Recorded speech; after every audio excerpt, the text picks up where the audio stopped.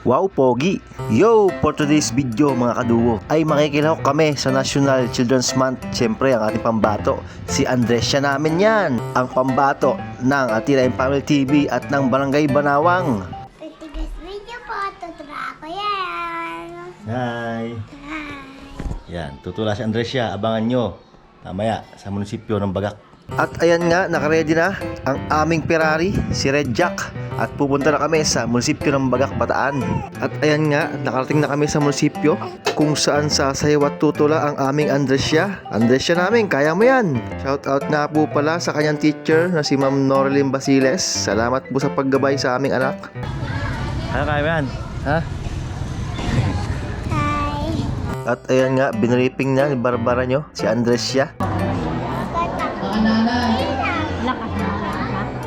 At bago tumula si Andresya, panoorin muna natin ang kanilang sayaw.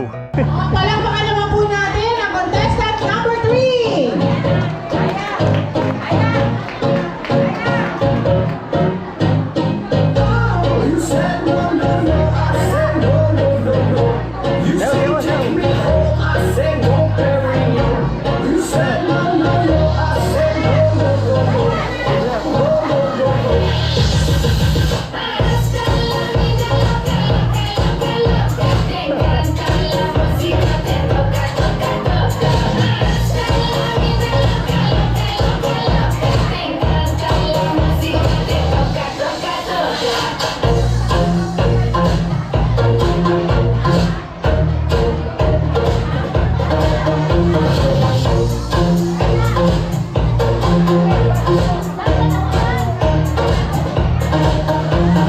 Uy, may nagbibidyong pogi!